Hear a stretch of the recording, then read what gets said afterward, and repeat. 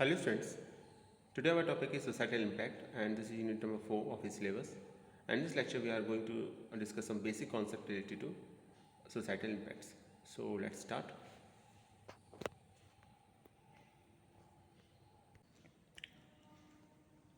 इससे पहले हम क्लास स्टार्ट करें स्टूडेंट्स, एक इम्पॉर्टेंट इन्फॉर्मेशन है आप सभी के लिए। जैसा आप जानते हैं कि इस बार फॉर सेशन 2021-22 सिलेबस चेंज हो चुका है आपका, और सिलेबस चेंज होने के साथ ही आपका जो एग्ज़ाम का पैटर्न है वो भी कम्प्लीटली चेंज हो चुका है। अब आपके एग्ज़ाम टर्म 1 और टर्म 2 में होंगे। तो टर्म 1 का जो सिलेबस है उस सिलेबस में आपका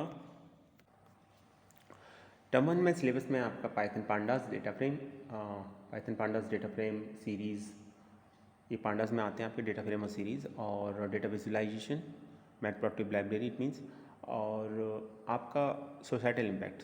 तो बेसिकली अगर हम कहें तो यूनिट 1 आपकी पाइथन और यूनिट 4 सोसाइटल इम्पैक्ट्स, ये 2 यूनिट्स हैं जो आपके एग्ज़ाम में आएंगी। तो अभी हम ऑलरेडी कवर कर चुके हैं unit 1, it means Python pandas को कवर कर चुके हैं, डेटा विजुलाइजेशन कंप्लीट कर चुके हैं, प्रैक्टिकल भी हम कंप्लीट कर चुके हैं। तो अभी हमारा यूनिट 4 बचा हुआ है, सोसाइटल इम्पैक्ट्स। तो आज हम इसे स्टार्ट करने जा रहे हैं। ये आपका पहली क्लास है, आपकी फर्स्ट लेक्चर है इसके बारे में आपका। तो इसमें बेसिक कुछ टर्मिनोलॉजी है, पहले हम उसे समझ लेते हैं। और ये टोटल थियोरेटिकल यूनिट है, इसमें आपको बहुत ज़्यादा कुछ प्रैक्टिकली नहीं करना है। तो कॉन्सेप्ट है, कॉन्सेप्ट को समझना है। तो सबसे पहला जो कॉन्सेप्ट है और इम्पॉर्टेंट कॉन्सेप्ट है वो है नेट इक्वेट। तो आई थिंक आप सभी जानते होंगे, लेकिन फिर भी एक बार इसे डिटेल में डिस्कस करते हैं। नेट इक्वेट बेसिकली 2 वर्ड्स का कॉम्बिनेशन है, पहला है नेटवर्क और etiquette. So netiquette is called as the etiquette on the internet. तो सबसे सिंपल डेफिनेशन है, netiquette is etiquette on the internet, and short for network etiquette, the code of conduct regarding acceptable online behavior. So what is the meaning of etiquette? It is the code of conduct regarding acceptable online behavior. Third point में यही जो मैंने बताया था कि it is a combination of basically 2 words. So network is a combination of word network and etiquette. तो इन दोनों वर्ड को मिला के नेटिक्वेट वर्ड बना है, and is defined as a set of rules for the acceptable online behaviours. तो अगर आपको एग्जाम में डेफिनेशन लिखनी क्यों आती है, तो फर्स्ट और जो सेकंड आपके पॉइंट है वो समझाने के लिए, लेकिन डेफिनेशन अगर हम कहें तो कंप्लीट डेफिनेशन थर्ड है या फोर्थ है, आप इन दोनों में से कोई एक डेफिनेशन लिख सकते हैं। तो बेसिकली नेटिक्वेट अगर हम कहें तो नेटवर्क और एटिक्वेट, इन दोनों वर्ड को मिला के एक नेटिक्वेट बोला जाता है। और ये सेट ऑफ रूल्स और रेगुलेशंस, या हम कह सकते हैं कोड ऑफ कंडक्ट है एक्सेप्टेबल ऑनलाइन बिहेवियर। जब इंटरनेट पर है या जब आप ऑनलाइन है तो आपका बिहेवियर एक्सेप्टेबल है या नहीं है, उसके लिए जो कोड ऑफ कंडक्ट डिसाइड किए गए हैं उसको हम नेटिक्वेट्स बोलते हैं। आई थिंक क्लियर हो गया होगा, सिंपल डेफिनेशन है।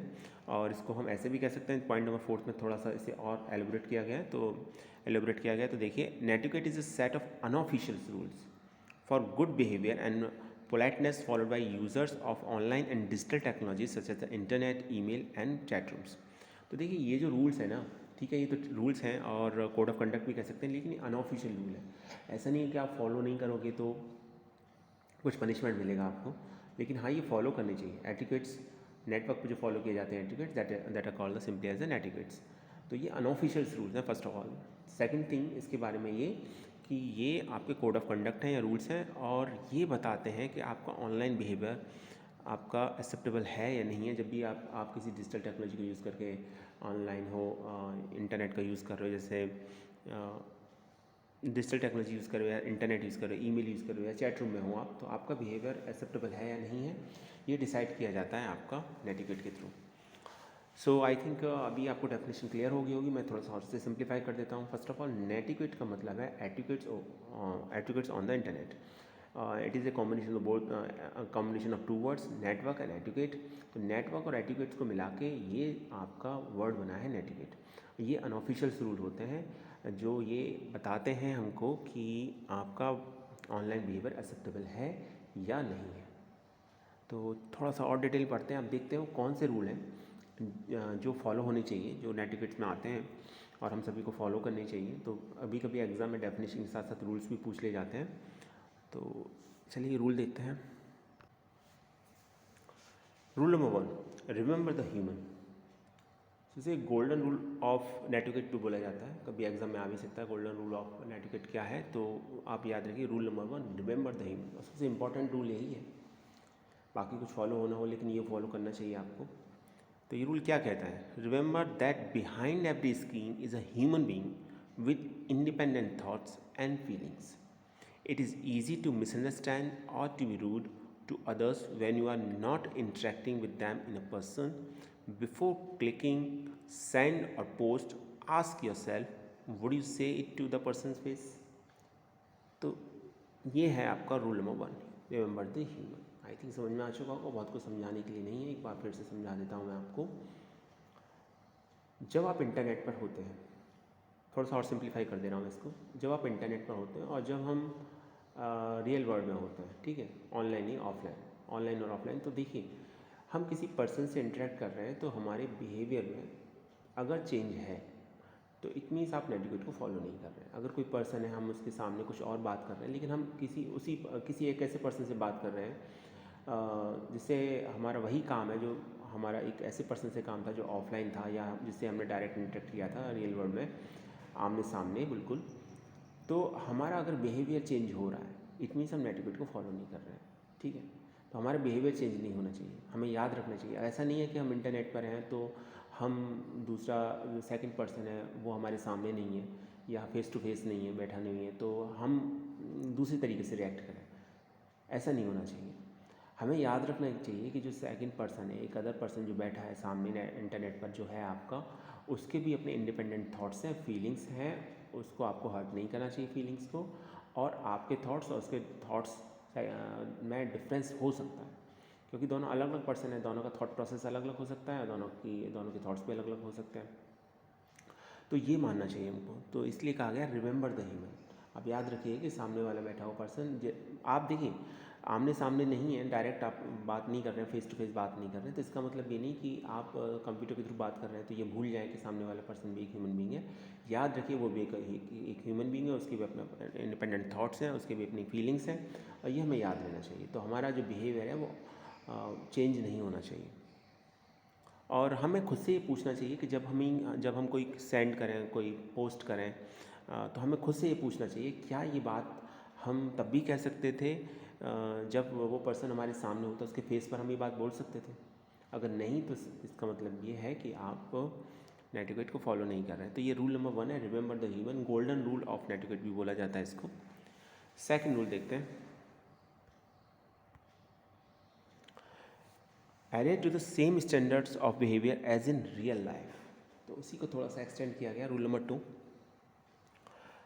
this rule is a reminder that the ethical standard and laws that govern our society extend to the cyberspace as well. This include harassment and bullying, copyright regulation and privacy. तो देखिए ये rule ये कहता है आपका कि हमें वो सेम स्टैंडर्ड्स फॉलो करनी चाहिए जो हम रियल लाइफ में फॉलो करते हैं, ठीक है.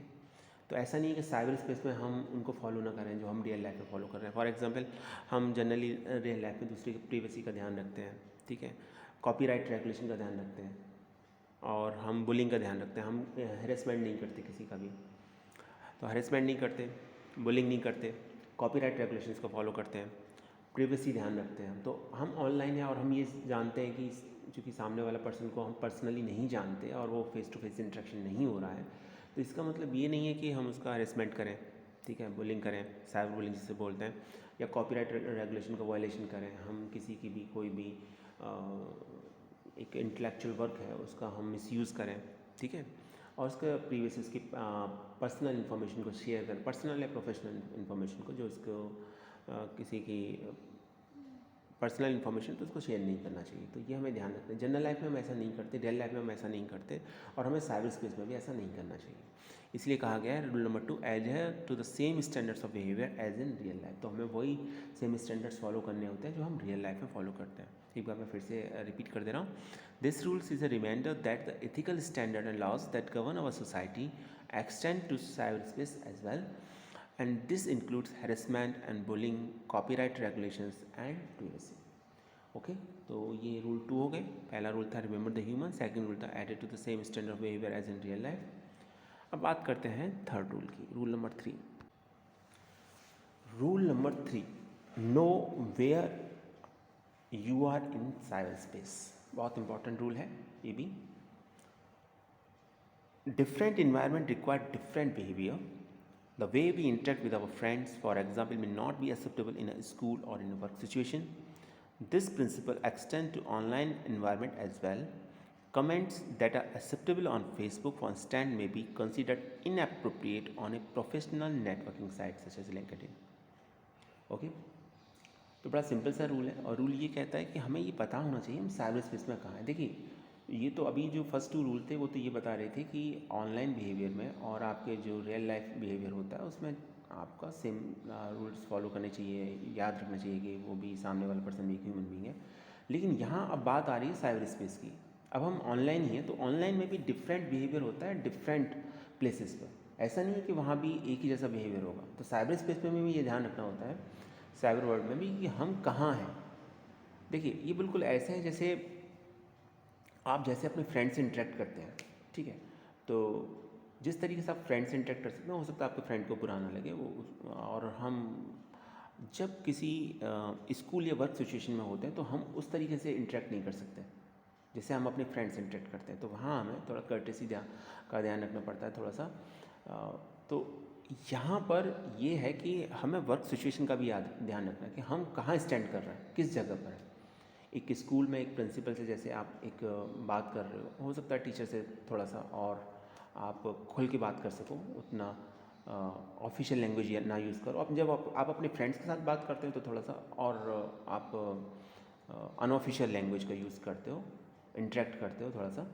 तो ये रियल लाइफ की बात है। तो रियल लाइफ में भी हम person to person, place to place हमारा बिहेवियर थोड़ा चेंज हो जाता है, और वो एक्सेप्टेबल होता है। ऐसा नहीं एक्सेप्टेबल नहीं होता, एक्सेप्टेबल होता है वो हर जगह। क्योंकि जैसे आप फ्रेंड से बात कर रहे हैं अपने, वैसे पेरेंट्स से बात नहीं करेंगे। जैसे पेरेंट्स से बात कर रहे हैं, हो सकता है उस तरह से टीचर से बात ना करें, स्कूल में बात ना करें, या स्कूल में बात करने का तरीका आपका थोड़ा सा अलग हो जाए, कंडीशंस को देखते हुए, सामने वाले पर्सन को देखते हुए, वर्क सिचुएशन या एनवायरनमेंट को देखते हुए, ये होता है। अब बात करते हैं साइबर स्पेस की। तो साइबर स्पेस में भी कुछ ऐसा ही है। जैसे हम फेसबुक एक सोशल नेटवर्किंग साइट है, जिस तरह से हम वहाँ इंटरेक्ट कर रहे हैं, तो कोई प्रोफेशनल साइट है, ठीक है, प्रोफेशनल नेटवर्किंग साइट है जैसे लिंक्डइन, तो वहाँ जो फेसबुक पर एक्सेप्टेबल है वो वहाँ एक्सेप्टेबल नहीं होगा, क्योंकि वो प्रोफेशनल नेटवर्किंग साइट है। वहाँ डिफरेंट प्रोफेशनल्स होते हैं, अलग अलग फील्ड के एक्सपर्ट्स होते हैं, वहाँ इंटरेक्ट करते हैं। तो वो वहाँ बिहेवियर आपका एक्सेप्टेबल नहीं माना जाएगा। तो ये भी हमें ध्यान रखना है कि हम साइबर स्पेस में कहाँ स्टैंड करते हैं, ठीक है। So know where you are in cyber space. तो आपको याद रखना, साइबर स्पेस में भी आपका बिहेवियर जो एक नया सोशल नेटवर्किंग साइट पर एक्सेप्टेबल है, वो किसी प्रोफेशनल नेटवर्किंग साइट पर एक्सेप्टेबल नहीं होगा, क्योंकि वो एक अलग अलग उसका एक हम कह सकते हैं कि उसका यूज़ है, या एक अलग ही प्रोफेशनल नेटवर्किंग साइट अलग होती है आपकी, ठीक है। डिफरेंट प्रोफेशनल मिलते हैं आप। और फेसबुक पर जनरली क्या होता है कि हम अपने फ्रेंड से इंटरेक्ट करते हैं, तो वहाँ जो हम लैंग्वेज यूज़ कर रहे हैं, वहाँ जिस तरीके हम पोस्ट कर रहे हैं, वो एक प्रोफेशनल नेटवर्किंग साइट पर हम नहीं कर सकते। Rule number 4, respect other people's time and bandwidth. Okay, so in this rule, bandwidth is a synonym with time. When you send your email or post on a discussion board, keep your comment brief and relevant to the environment or situation. देखिए, यहाँ bandwidth का मतलब time से ही है, एक तरीके से time ही है। तो यहाँ इसका क्या मतलब है? जब हम किसी डिस्कशन बोर्ड में होते हैं, जब हम बात करते हैं किसी से, अपनी बात रखते हैं हम, ठीक है, तो हमें अपना कमेंट को ब्रीफ रखना चाहिए, छोटा रखना चाहिए, रिलेवेंट रखना चाहिए, अप्रोप्रिएट होना चाहिए, और सिचुएशन के अकॉर्डिंग होना चाहिए। ऐसा नहीं है कि कंडीशन कुछ और है, सिचुएशन की डिमांड कुछ और है और आप पोस्ट कुछ और ही कर रहे हो। पहली बात तो ये, सिचुएशन के अकॉर्डिंग, इन्वायरमेंट के अकॉर्डिंग आपकी पोस्ट होनी चाहिए, या जो डिस्कशन चल रहा है आपका डिस्कशन उसी के अकॉर्डिंग होना चाहिए। सेकेंड इंपॉर्टेंट थिंग ये है कि आपका अपना जो कमेंट होना चाहिए काफ़ी ब्रीफ होना चाहिए, टू द पॉइंट होना चाहिए, रिलेवेंट होना चाहिए, इनअप्रोप्रिएट नहीं होना चाहिए, ठीक है।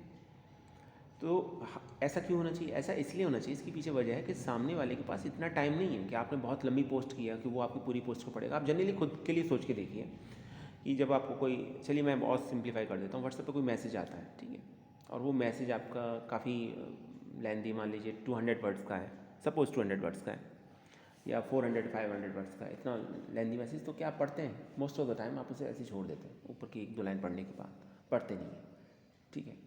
ये तो व्हाट्सएप की बात है। लेकिन जहाँ डिस्कशन फोरम होते हैं, जहाँ ऑनलाइन लोग डिस्कस करते हैं, तो किसी टॉपिक पर डिस्कशन चल रहा है, तो वहाँ आप उस डिस्कशन का अगर पार्ट बन रहे हैं, तो याद रखिए कि आप अपनी जो भी पोस्ट है वो रिलेवेंट होनी चाहिए, एप्रोप्रिएट होनी चाहिए, और आपको ब्रीफ रखना है, टू द पॉइंट रखना है, छोटा रखना है, ताकि सामने वाले को कम समय में ज़्यादा से ज़्यादा वो बात समझ में आ सके।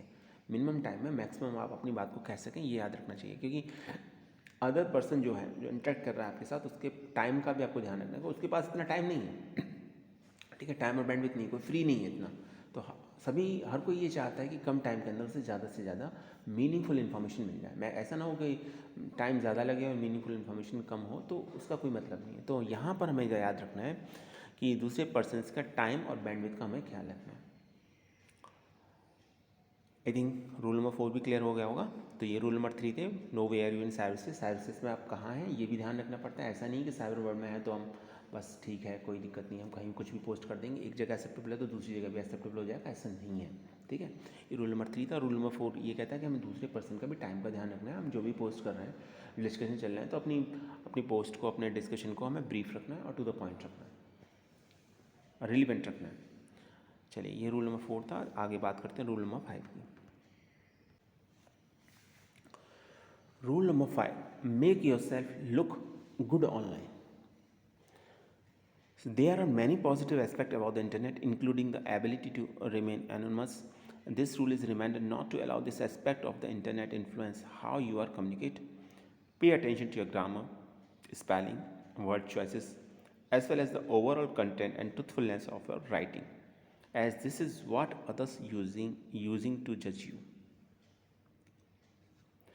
देखिए, बड़ा सिंपल सा रूल है, वेट अ सेकेंड। और रूल ये है, make yourself look good online.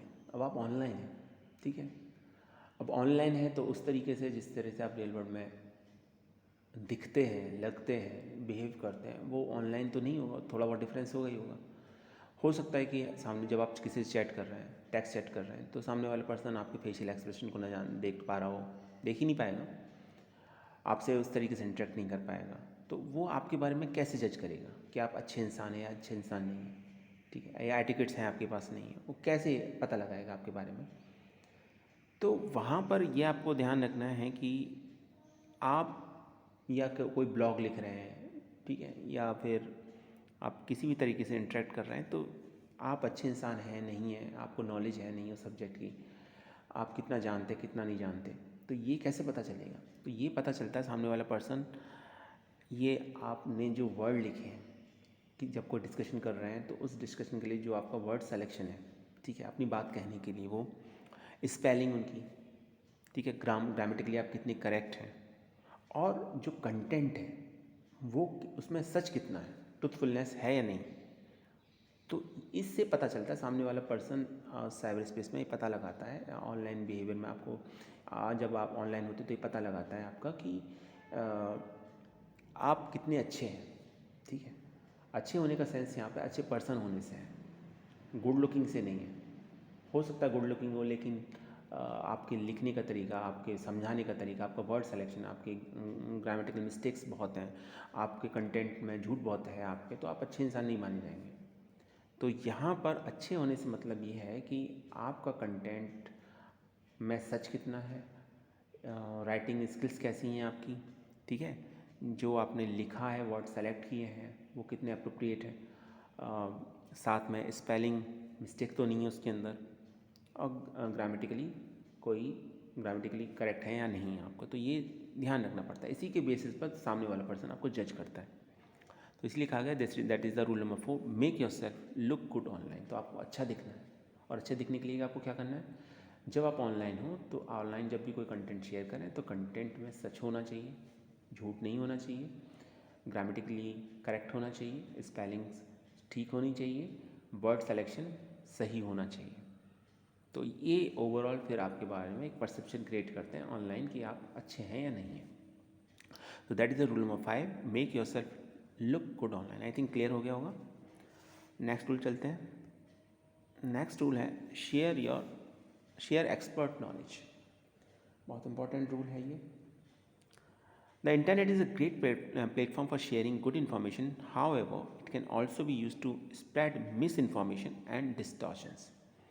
If you hold a lot of knowledge about a certain topic or subject, don't be afraid to share it online in a manner that is helpful and accurate. तो ये overall फिर आपके बारे में एक perception create करते हैं online कि आप अच्छे हैं या नहीं हैं। तो देखिए, सभी जितने भी लोग होते हैं आप और हम जनरली एक बात करते हैं एक, तो किसी ना किसी फील्ड में स्पेशलाइजेशन होता है या इंटरेस्ट होता है, एरिया ऑफ इंटरेस्ट होता है, ठीक है। तो अभी आपके पास नॉलेज है किसी सब्जेक्ट की, किसी टॉपिक की पर्टिकुलर, और तो आपको हेजिटेट नहीं करना चाहिए ऑनलाइन उसे शेयर करते समय। आपको अपनी इन्फॉर्मेशन को शेयर करना चाहिए, और इसके लिए सबसे अच्छा प्लेटफॉर्म है वो इंटरनेट है। So internet is a great platform for sharing good information. अच्छी इन्फॉर्मेशन शेयर करने के लिए इंटरनेट से अच्छा कोई प्लेटफॉर्म नहीं है। और इंटरनेट पर ऐसा नहीं है कि सभी अच्छी इन्फॉर्मेशन होती है। देखिए, इंटरनेट पर काफ़ी ऐसी भी इन्फॉर्मेशन मिल जाएंगी, रीमर्स बहुत होंगे, ठीक है, और मिस इन्फॉर्मेशन बहुत ज़्यादा होगी, डिस्टॉर्शन बहुत ज़्यादा होगा, आपको पता नहीं लगेगा क्या है क्या नहीं, और आपके पास नॉलेज है और आप उस पर काउंटर नहीं कर रहे हैं, आप बता नहीं रहे, तो गलत है। अगर आपके पास कुछ है सोसाइटी को देने के लिए, समझाने के लिए, अपनी बात को रख, तो आप अपनी बात रखिए इंटरनेट पर। इंटरनेट से ज़्यादा कोई अच्छा प्लेटफॉर्म नहीं है वहाँ पर। आप अपनी बात को रख सकते हैं, अपनी नॉलेज को शेयर कर सकते हैं दूसरों के साथ, क्योंकि इंटरनेट पर मिस इन्फॉर्मेशन और डिस्टॉर्शन बहुत ज़्यादा है। तो वहाँ अच्छी इन्फॉर्मेशन के लिए भी आपके पास कोई नॉलेज है, आप अच्छी इन्फॉर्मेशन शेयर कर सकते हैं, आपके पास कुछ है, तो आपको शेयर करने से हेजिटेट नहीं करना चाहिए, ताकि जो अदर पर्सन है उनका कम से कम थोड़ा बहुत तो कुछ तो बेनिफिट हो, उनको भी समझ में आए कि हाँ, ये एक एक्सपर्ट है, इसने अपनी बात रखी। और इंटरनेट पर तो फैक्ट्स कोई भी चेक कर सकता है, ठीक है, आप फैक्ट्स भी चेक किए जा सकते हैं, क्योंकि जो भी आप बात लिखते हैं तो वो चेक भी हो जाएगा। तो आपके पास कुछ है, अगर एक्सपर्ट नॉलेज है किसी भी सब्जेक्ट की, स्पेशलाइजेशन है किसी भी टॉपिक में, तो आपको हेजिटेट नहीं करना चाहिए, इन्फॉर्मेशन को शेयर करना चाहिए। ये था पॉइंट नंबर 6। तो ये लिखा हुआ, if you hold a lot of knowledge about a certain topic और सब्जेक्ट, तो किसी टॉपिक पर बहुत ज़्यादा नॉलेज है आपको, या किसी एक सब्जेक्ट पर पर्टिकुलर एक सब्जेक्ट पर आपको नॉलेज है, तो आपको शेयर करनी चाहिए। Don't be afraid to share it online in a manner that is helpful and accurate. तो वो दूसरों की मदद भी करो और एक्यूरेट होनी चाहिए। ऐसा नहीं होना चाहिए एक्यूरेट नहीं है, आपको दूसरों की और उससे आपकी इन्फॉर्मेशन शेयर करने के बाद किसी और को और ज़्यादा परेशानी हो, या और ज़्यादा वो मिसगाइड हो जाए, तो वो चीज़ नहीं होनी चाहिए। तो यही पॉइंट था, point number 6, share expert knowledge. मैं एक बार पढ़ देता हूँ फिर से। The internet is a great platform for sharing good information, however it can also be used to spread misinformation and distortions. If you hold a lot of knowledge about a certain topic और subject, don't be afraid to share it online in a manner that it helpful and accurate.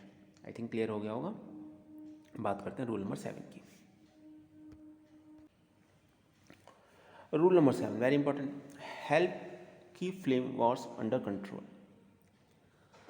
Flaming refers to the verbal disagreement that occur between users in contexts such as message board. They are often a result of a strongly held opinion and emotions. As in rule number 4, do not monopolize online discussion with long or offensive commentary. Okay.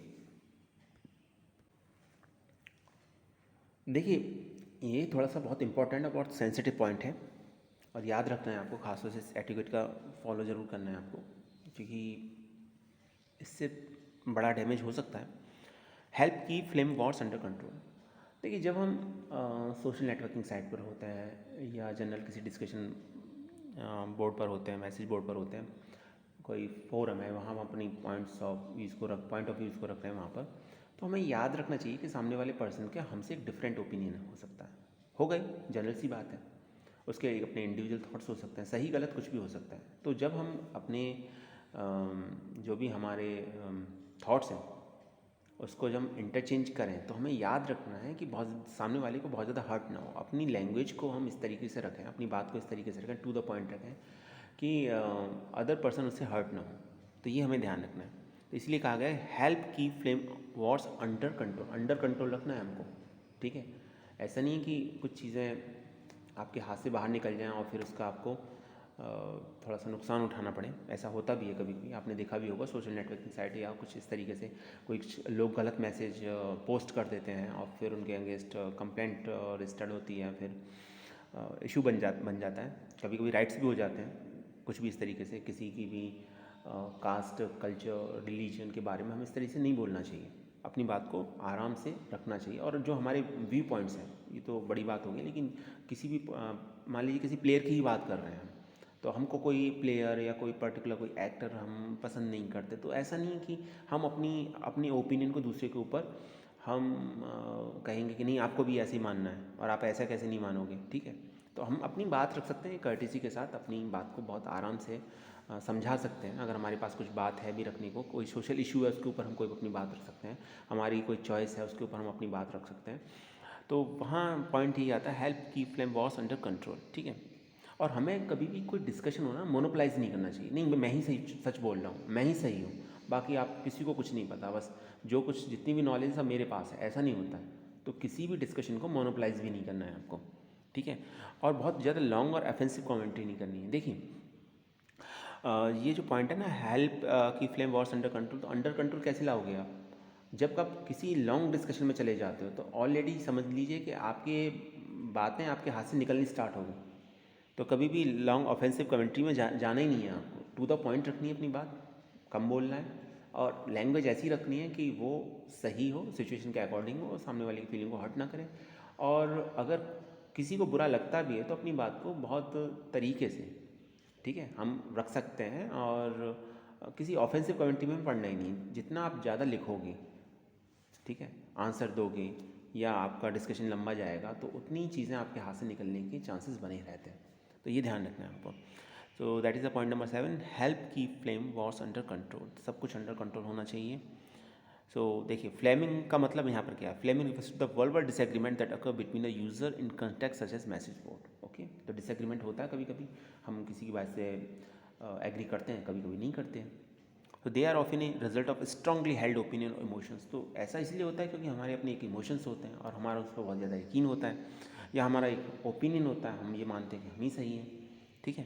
सो ये rule number 4 में भी लिखा हुआ था। तो कहा यह जाए, do not monopolise online discussion with long और ऑफेंसिव कमेंट्री। लॉन्ग और ऑफेंसिव कमेंट्री के थ्रू कभी भी डिस्कशन को मोनोपोलाइज नहीं करना चाहिए, ठीक है। रूल नंबर 8, रूल नंबर 8 क्या कहता है आपका? रूल नंबर 8 कहता है, respect other people's privacy. The intent is an open forum. Remember not to share information about others that could get them or yourself into trouble, both personally and professionally. जब आप internet पर हैं तो ऐसा नहीं है कि आप किसी के बारे में कुछ भी बोल सकते हैं, बोलना तो खैर है ही नहीं उस तरीके से। जब तक ज़रूरी ना हो आप अपनी बात रखिए, और किसी दूसरे की पर्सनल इन्फॉर्मेशन को या प्रोफेशनल इन्फॉर्मेशन को शेयर नहीं करना चाहिए जब तक आपसे ना कहा जाए, या सामने वाले का जिसकी आप इन्फॉर्मेशन शेयर कर रहे हैं उसकी सहमति ना हो, ठीक है। तो एक बार उसका कंसर्न है आपके साथ, ठीक है, आप कर सकते हैं तो आप कीजिए। ऐसा नहीं दूसरी की किसी की, मैं मान लीजिए आपकी क्लास, अपनी क्लास की इन्फॉर्मेशन या APS वाराणसी की आपकी जितने भी स्टूडेंट्स पढ़ते हैं उनको सबको इन्फॉर्मेशन को नेट पर शेयर कर दूँ किसी दूसरे स्कूल के साथ या किसी और भी इंस्टीट्यूट के साथ, तो ये गलत होता है, शेयर नहीं करना चाहिए। तो इसलिए कहा गया रेस्पेक्ट अदर पीपल प्रिवेसी। तो दूसरे लोगों की प्रिवेसी का ध्यान रखना है हमें, और हमें किसी की भी पर्सनल इन्फॉर्मेशन शेयर नहीं करनी है, पर्सनल नहीं कोई professional. So the internet is an open forum, remember not to share information about others that could get them और yourself into trouble, both personally and professionally. ऐसा नहीं कि आप पर्सनल इन्फॉर्मेशन किसी की शेयर करोगे तो सिर्फ वही पर्सन को परेशानी में आएगा, ट्रबल में आएगा, आप भी आ सकते हो, दोनों ही आ सकते हैं, ठीक है। तो इन सब चीज़ों से बचना चाहिए। तो इसलिए पॉइंट नंबर 8 था, respect other people privacy. Point number 9 पे चलते हैं। Point number 9, don't abuse your power. The rule is intended for those who carry more power on the internet as expert, designer, system administrators और even hackers.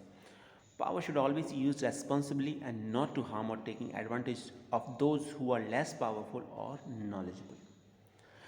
देखिए बात बड़ी simple सी है, don't abuse your power. आप किसी एक subject में expert हो सकते हैं, ठीक, तो आपको ऐसा नहीं कि सामने वाला पर्सन उस सब्जेक्ट में एक्सपर्ट नहीं है तो आप अपनी पावर को मिसयूज़ करें। मान लीजिए कोई हैकर है और या आप ही बहुत अच्छे हैकर हैं, सामने वाला पर्सन कंप्यूटर की नॉलेज है पर हैक नहीं कर सकता जनरली, तो आप ऐसा नहीं कि उसके अकाउंट की पर्सनल इन्फॉर्मेशन ले लेंगे या जो भी उसकी पर्सनल इन्फॉर्मेशन एक्सेस कर लेंगे, शेयर कर लेंगे, इंटरनेट पर डाल देंगे आप, ऐसा नहीं होना चाहिए। तो आपको अपनी जो पावर है उसको मिसयूज़ नहीं करना है आपको किसी भी तरीके से।